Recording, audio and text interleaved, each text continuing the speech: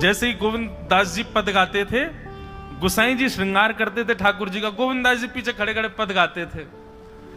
तो जैसे ही गोसाई जी श्रृंगार करते करते थोड़ा श्रृंगार लेने के लिए नेक दूर जाते, ठाकुर जी ऐसे खड़े खड़े नीचे से एक मोती उठाते, मोती उठा के ये मारते टक के गोविंद दास के सिर पे। और जैसे ही गोविंद दास के सिर पे लगती, गोविंद दास कहते माने ना दारी की तो बताऊं, रुक जा। जैसे ही वो मोती लेकर के वापस गोविंद दास मारते, तब तक गोसाई जी वापस आ जाते। और गोसाई जी के आते ही वो मोती ठाकुर जी की जगह गोसाई जी में जाके लग जाता। गोसाई जी कहते हे गोविंदा, तू ठाकुर जी को मोती मार रहा है। गोविंद दास बोले मेरो माथो देखियो, ये गुम्माटो फूल को ये आपके लाला ने मारो मोए। आपको लाला ऊधम मचावे वो ना दिखाई दे आपको, और मैं नेक कछु कह दूं सो मुंह पे चिल्ला रहे हो, मुंह पे बरस रहे हो, या समझा लो बहुत ऊधम मचावे ये। ऐसी लीला करते। गोसाई जी के नेत्रों में आंसू आ जाते, बोले गोविंदा तू कितनो भाग्यशाली, तेरे संग ठाकुर जी लीला करें। गोविंद दास के साथ ऐसी ऐसी लीला करते महाराज। तो दोपहर के समय जैसे मंदिर बंद होते, ठाकुर जी महाराज फेंटा कस के आ जाते, ए गोविंदा चल खेलवे चल रहे हैं। ठाकुर जी गोविंद दास के संग खेलने जाते। एक दिन ठाकुर जी बोले गोविंदा तू घोड़ा बन जा, मैं तेरे ऊपर बैठ के डोलूंगो। गोविंद दास जी घोड़ा बन गए। घोड़ा बन के ठाकुर जी ऊपर बैठ गए, और गोविंद दास की दो पौनी बना दी ऐसी, और दो पौनी इनको ऐसे पकड़ पकड़ के ठाकुर जी चला रहे हैं। और ठाकुर जी तो खेले भैया, कछु भी कर सकें। गोविंद दास के ऊपर बैठ गए और उसको चलाने लगे। अब चलते चलते गोविंद दास रुक गए। तो ठाकुर जी बोले ए गोविंदा चल, ए मेरे घोड़ा चल। गोविंद दास जी बोले जय जय जय जय, नेक उतर जाओ। ठाकुर जी बोले काय को? गोविंद दास जी बोले लघु शंका लगी है, नेक मुझे जानो है, नेक उतर जाओ। ठाकुर जी बोले ऐसी बात कर रहे हो गोविंदा हैं? कोई घुड़सवार घोड़ा पे बैठ के घूमे और घोड़ा को लघु शंका आवे तो वो का यूं के ओ भैया नेक उतर जा, मैं लघु शंका करके आऊं, फिर बैठियो मेरे ऊपर। गोविंदास जी बोले तो कहा आज्ञा? बोले आज्ञा वो ये जो कह रहा हूं, जैसे घोड़ा बिना आज्ञा लिए अपने व्यक्ति को ऊपर बैठा के सब काम कर ले, वैसे तू कर ले। तो गोविंद दास जी ऐसे घोड़ा बन करके चल रहे हैं, ठाकुर जी ऊपर बैठे हैं और सब कर आए काम। अब इतने में ही कोई व्यक्ति वहां से जा रहा था। अब उस व्यक्ति को ठाकुर जी नहीं दिख रहे हैं, उसको गोविंद दास चलते चलते दिख रहे हैं। उसने जब देखा अरे राम राम राम राम जी, गोविंद दास जी क्या महाराज? किसी व्यक्ति ने गोविंद दास जी को ऐसे देख लिया, ओहो जी तो ऐसे ही डोल रहा है और चलते फिरते ही कर रहा है। गोसाई जी से जाकर के शिकायत कर दी और गोसाई जी से कही, बोले गोसाई जी आपने गोविंद दास को बहुत सिर पर चढ़ा लिया आज। अरे भाई खड़े होके लघु शंका करना भी मना है शास्त्रों में, वो तो ऐसे बैठ करके चलते चलते कर रहा था, वस्त्रों में ही कर रहा था, इतना अपवित्र, और आप उसको मंदिर की सेवा देते हो। गोसाई जी को सुन करके अच्छा नहीं लगा। शाम को स्नान आदि करके दूसरे वस्त्र पहन करके गोविंदास आए। आकर के आपने गोसाई जी को प्रणाम किया तो गोसाई जी ने मुंह फेर लिया। तो गोविंदास बोले जय जय, आप नाराज हो हमसे? गोसाई जी बोले आप आचार विचार सब भूल चुके हैं अपना। आप इस प्रकार से आज कुछ कर रहे थे, मुझे लोगों ने बताया आकर के। गोविंदास जी बोले आपकी बात है जाए तो मैं बोलूं? बोला हाँ बोलो। बोले मोते मत कहो, अपने लाला को समझाओ। जय हट करके बैठे, जय जिद करे, कहा करूं कहां तक समझाऊं जाकू मैं? आज मुंह को घोड़ा बना लियो और घोड़ा बना के मेरे दो पौनी बना के ऐसे ऐसे चला रहे मुँह। तब मैंने इनसे कहीं जय जय नेक उतर जाओ, मैंने एक लघु शंका कर आऊं, स्नान कर आऊं, फिर बैठ जाइयो। तो मुझे बोले घोड़ा कभी आज्ञा ले, तू तो मेरा घोड़ा है, ऐसी कर ले। इनकी आज्ञा सो मैंने कियो, मैंने अपनी इच्छा सो नहीं कियो। नहीं मैं क्यों करूंगा ऐसा? गोविंद दास जी की बात सुनकर के गोसाई विठलनाथ जी इतने भावुक हो गए, इतने भावुक हो गए। उस दिन गोसाई जी ने नियम बना दिया, सबको बोल दिया, बोले सुनो आज के बाद गोविंद दास कुछ भी करे इसकी शिकायत हमसे मत करना। क्यों? गोविंद दास अपनी इच्छा से कुछ नहीं करता, जय जय कराते हैं उससे, ठाकुर जी कराते हैं उससे। एक बार ठाकुर जी गोविंद दास से बोले ए गोविंदा। बोले हाँ, मेरो दाल बाटी खावे को मन हेरो है। तो दाल बाटी चूरमा। ठाकुर जी बोले ए गोविंदा, ऐसे ही बोलते थे, बोले मोए दाल बाटी खानी है। गोविंदास बोले 56 भोग बनते हैं रसोई में। अपरस में मुंह पे पट्टी बांध करके महाराज रसोईया बनाता है। अपरस में यमुना जी का जल आता है वहां से, वृंदावन से, उसके जल में सुंदर प्रसादी बनती है। इतने सुंदर शुद्ध भोजन को छोड़ के यूं कह रहे दाल बाटी खानी है। ठीक है, मैं आज बोल दूंगा रसोई घर में बनवा देता हूं। बोले ना, रसोई की ना खानी तो। बोले तेरी कदम खंडी में आऊंगा। गोविंदास जी जहां बैठ करके भजन चिंतन करते थे, मंदिर से थोड़ा दूर था, सुंदर वन था गिरिराज जी में। बोले मां आऊंगो और वहीं पे तू कंडा, वही गोबरी कंडा में बना, और कंडा में बना के तैयार कर, मैं आऊंगा वहीं खाऊंगा। गोविंदास जी बोले यहां सब लोग आपको मंदिर में पूजने आते हैं, आप यहाँ पे भगवान हो, ऐसे कहीं खाने पीने आओ। बोले कोई को पता थोड़ी चलेगी, मैं आ जाऊंगा, तू चिंता मत करे, तू सुन तैयारी कर ले, आज मैं तेरे यहां आके प्रसाद पाऊंगा। गोविंदास जी चुपचाप मंदिर से भाग गए, किसी को बताया नहीं। किसी को पता थोड़ी कि ठाकुर जी ऐसे बाहर भी चले जाते हैं, सबको लगी अंदर ही रहते हैं ये। गोविंदास जी दौड़ करके गए, बढ़िया कंडा में बढ़िया उपले उपले लगा करके, महाराज बाटी बनाई, दाल चढ़ा दी, सुंदर। ठाकुर जी आएंगे पाने।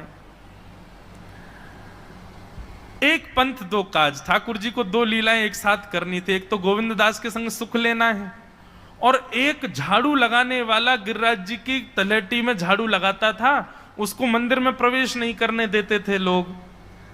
तो वो बेचारा बाहर खड़ा खड़ा ही दर्शनार्थियों से पूछता था कि ठाकुर जी दिख कैसे रहे हैं, मुझे ये बता दो। दर्शनार्थी आकर के बताते थे नीली ठाकुर जी ने बाघा पहना है, गले में मोतियों की माला है, मकराकृत कुंडल है, ऐसा टिपारा ठाकुर जी के सिर पर रखा है, और ऐसा ठाकुर जी का श्रृंगार है।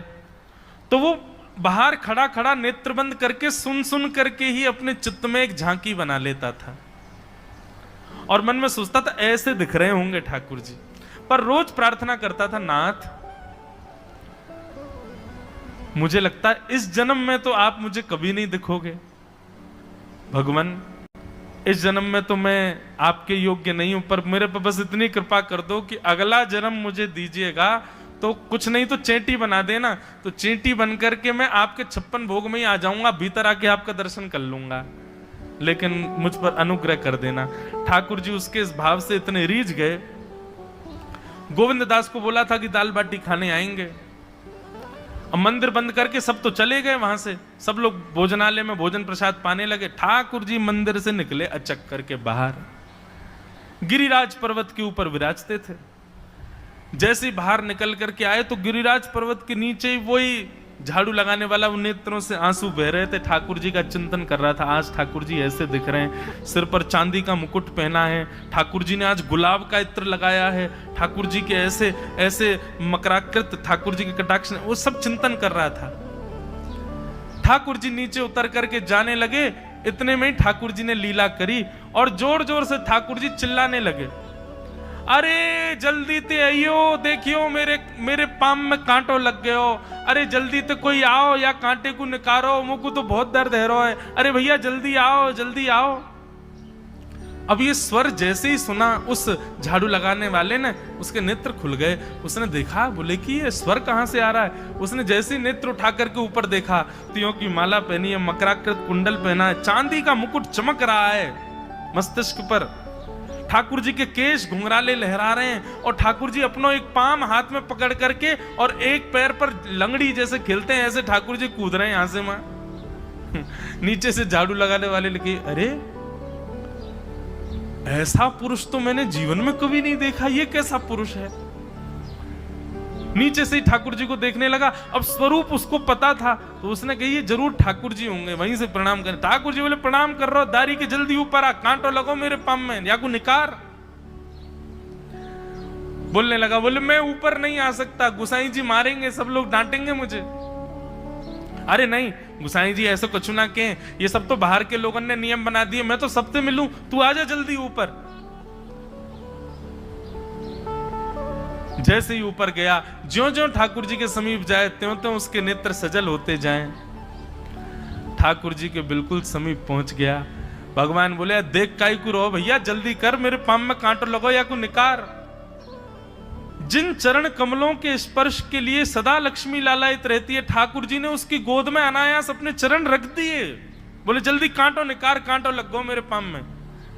अब वो ठाकुर जी के सुंदर तलवों को अपने हाथ से ऐसे देख रहा है, ढूंढ रहा है कहां कांटा लगा है, कहीं उसको कांटा मिल गया। अब इतने कोमल चरण ठाकुर जी को, उसके नेत्रों से आंसू भी गिरते जा रहे हैं, भाव विह्वल होता जा रहा है। मेरे सौभाग्य की सराहना, ठाकुर जी के इतने समीप। कांटा निकालने के लिए बार बार अपने अंगूठे से खींचे, लेकिन कांटा नहीं निकले। ठाकुर जी बोले अरे जे हाथ ते ना निकलेगो। उसने पूछा कैसे निकलेगा? बोले अरे मेरो पाम पकड़ के अपने मुंह के पास ले जा और दांतन से निकाल, तब निकलेगो ये। आहा, कितनी कृपा की ठाकुर जी। कृपा की न होती जो आदत तुम्हारी, तो सूनी ही रहती अदालत तुम्हारी। जो दीनों के दिल में जगह तुम न पाते, तो किस दिल में होती हिफाजत तुम्हारी। कृपा की न होती जो आदत तुम्हारी, तो सूनी ही रहती अदालत तुम्हारी।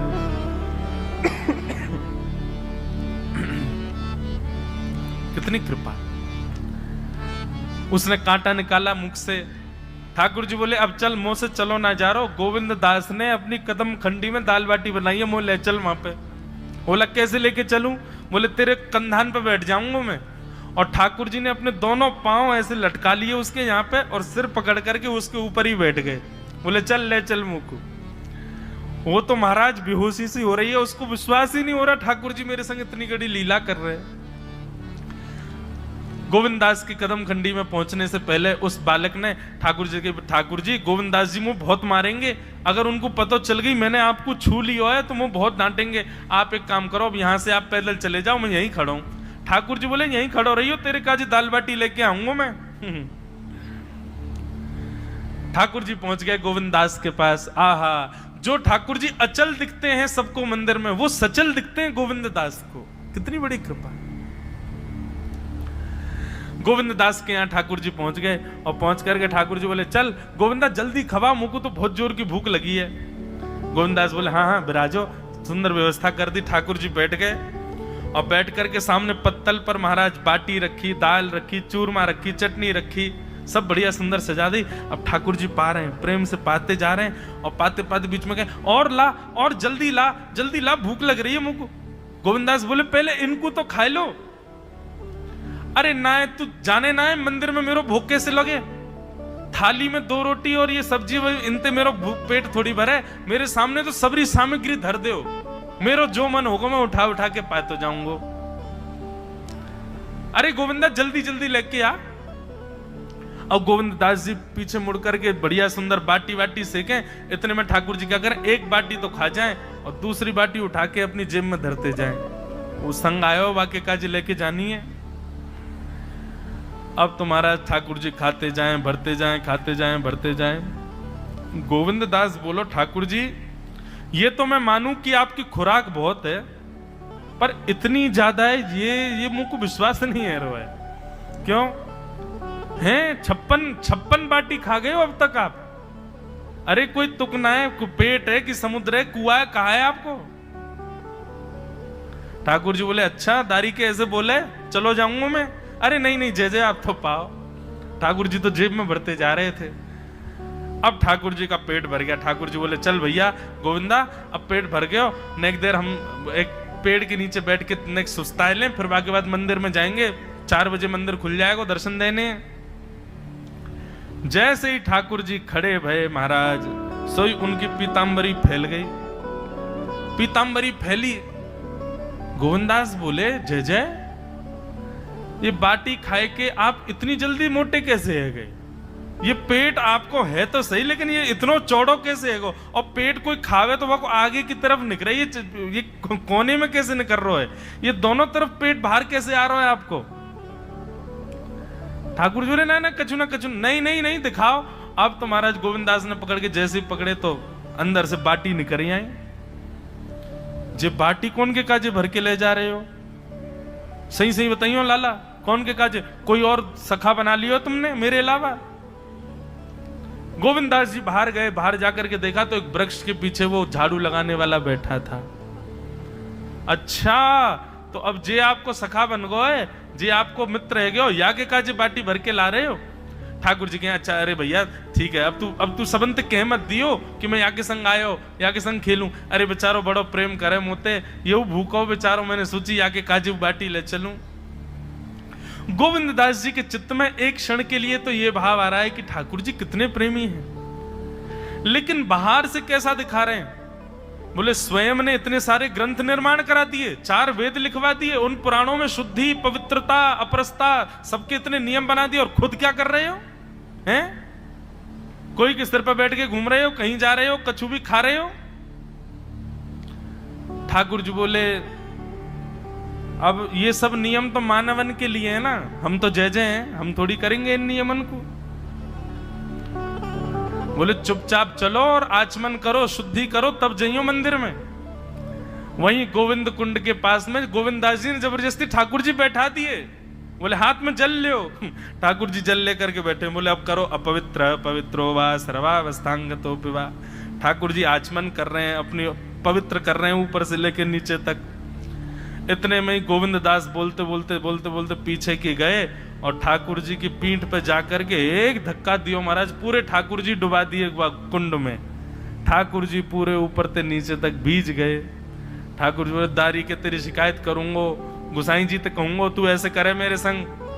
गोविंददास बोले मैं हूं बता दूंगा तुम कौन कौन के कंधान पे चढ़ के घूमो।